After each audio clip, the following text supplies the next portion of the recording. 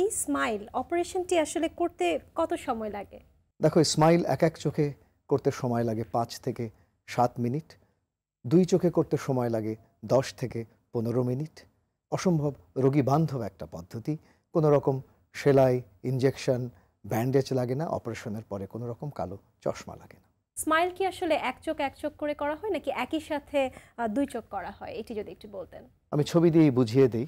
Smile করা হয় জার্মানির বিশ্ববিখ্যাত কোম্পানি কার্ল জাইসের ফেমটোসেকেন্ড লেজার মেশিন ভিসুম্যাক্সের মাধ্যমে।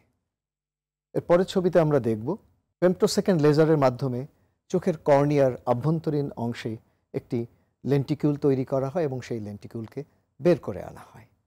এর পরের ছবিতে আমরা দেখব প্রথমে আমরা রোগীর চোখের বিভিন্ন প্যারামিটারগুলো মেশিনে আমরা ঢুকিয়ে দেই এবং রোগীর চোখের একটা প্রোফাইল তৈরি করি।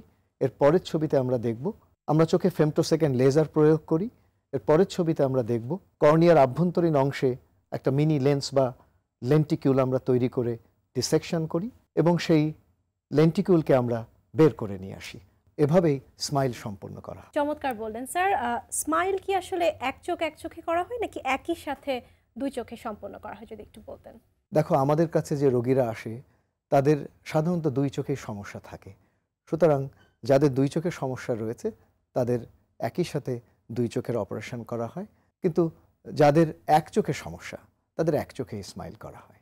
আচ্ছা, তো স্মাইলের আসলে সুবিধাটা কি? চলো আমরা ছবি দিয়েই বুঝিয়ে দিই। স্মাইল অসম্ভব রোগী বান্ধব একটা পদ্ধতি। সম্পূর্ণ ব্যথামুক্ত উপায়ে অত্যন্ত নির্ভুল এবং নিখুঁতভাবে দ্রুত গতিতে আমরা স্মাইলটা সম্পন্ন করতে পারি এবং স্মাইলের ক্ষেত্রে চোখের কর্নিয়ার কোনো আবরণ উত্তোলন করা হয় না।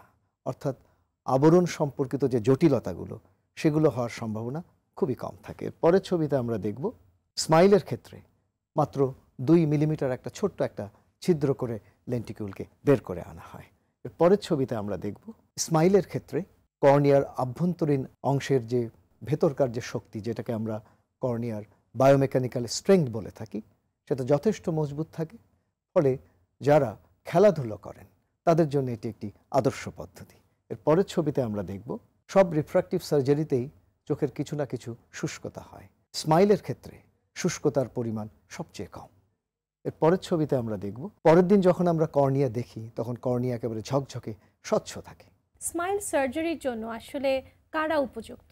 যাদের বয়স 18 বছর হয়েছে এবং বিগত 1 বছরে পাওয়ার 0.5 ডায়োপ্টারের বেশি বাড়েনি এবং যারা স্মাইল করবার আগে যে প্রি স্মাইল যে পরীক্ষাগুলো করা হয় সেই পরীক্ষাগুলো করে উপযুক্ত বলে বিবেচিত হয়েছেন।